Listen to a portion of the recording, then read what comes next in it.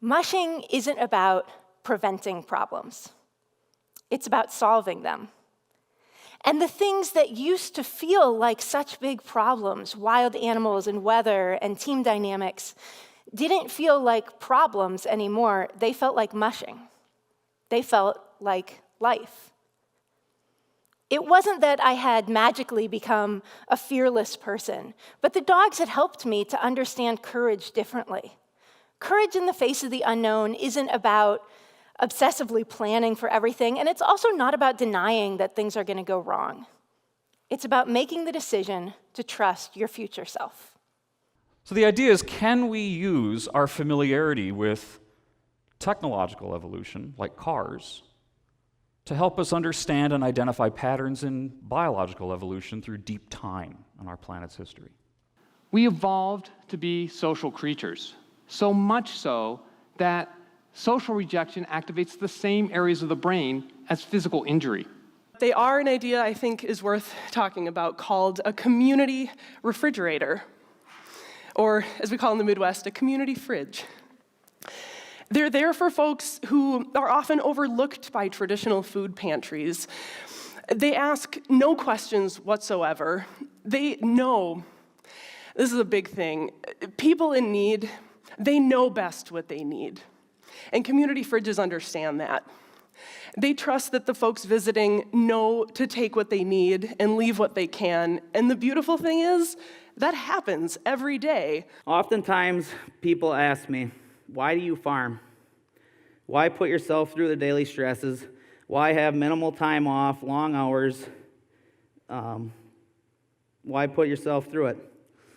The answer is because being a farmer is something that you are, not something that you do. I decided I was going to quit the teaching profession, and at the last moment, I took a workshop. And at the workshop, I met these amazing music educators. One pulled me aside, and I remember what she said. She goes, "Chris, it's not the feeling of a pail, but the lighting of a fire." It's a quote by Yeats. And as I thought about that, there were no fires being lit in my classroom. In fact, I felt like this, like I had a hose and I was dousing children. You like learning? I can put that out for you. The pervasive guilt the war analogies create about not giving up leads patients down roads of treatment that are less and less effective and more riddled with side effects. And this affects not just their quantity of life, but their quality of life as well. The concept of participation trophies has been misconstrued. We see them as medals of mediocrity or badges of entitlement. I urge you to reconsider them as markers of effort, reminders of courage, and a record of the willingness to try. I am a biomedical engineer and an associate professor at the University of Wisconsin-Madison, where the work my team and I are doing right now, using artificial intelligence, or AI, has the power to change the course of cancer treatments. And get this, create a future where an AI oncologist or an AI cancer doctor will serve as an ally to a human doctor in creating personalized, precise treatment decisions for cancer patients. More people on this planet have access to mobile phones than they do to a working toilet. Because climate change absolutely is a public health crisis. Ours is an opposite-sex marriage. It is not a straight marriage. I use the word spouse because it means chosen life partner. And it would be equally true for me whether I married a Stephen or a Stephanie. I picked a partner, not a side. Our problems are far too complex. And the solutions that we need to be more diverse than one person simply standing on the top of a ladder. If we want the best for our kids, if we want the best for our communities, we need to find ways that we can bring in as many different ideas as possible and work with as many different leaders as possible. We need to lead like the students here on stage. We need to lead, simply put, like jazz musicians. The greatest gift that you can give yourself and others in this cluttered world is their time back, and is your time back. Use as few words, as few sentences as humanly possible so that that person gets the message you want and you both get the time back that you deserve. One person's weird is another person's normal. Yeah. I see that we have become so reliant on labels. Labels are for the lazy, yeah? Labels, they're convenient.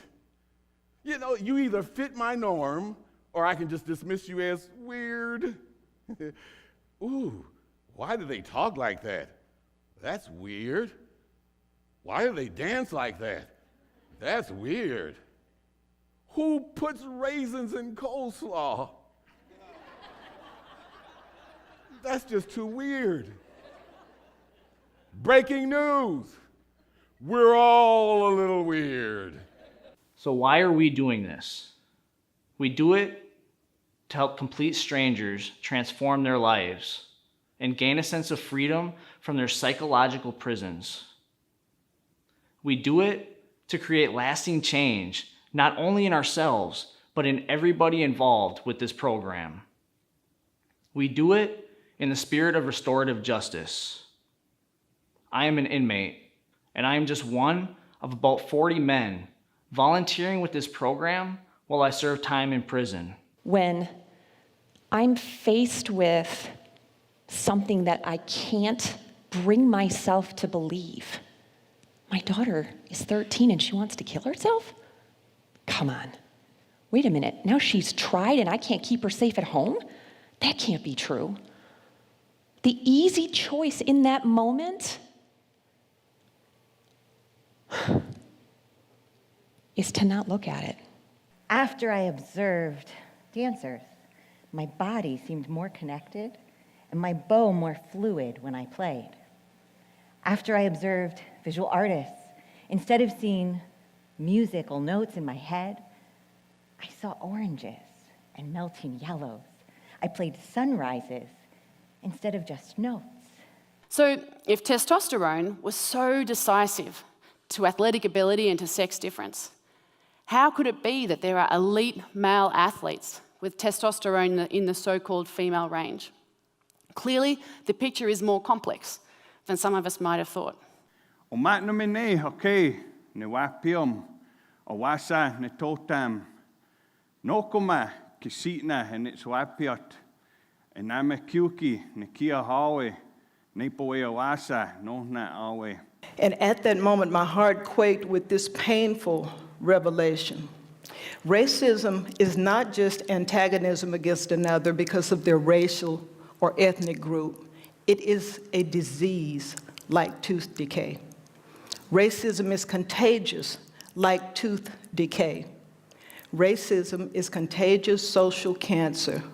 Imagine a roll of toilet paper that could sense biomarkers such that every time you used it, it could tell you if you had the onset of colon cancer. Politicians who lie and who rely on propaganda are not new.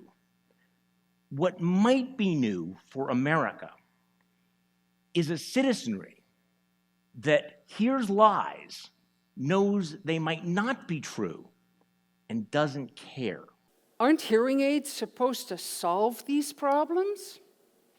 When I began helping people with hearing loss over 44 years ago, I expected that hearing aids would be like eyeglasses and that wearing them would make everything sound crystal clear. If that were only true. All these people serve as prime examples that disability does not have to limit someone. My disability, my cerebral palsy, doesn't define who I am, but it is a part of me. And it got me on this stage where I'm the rock star.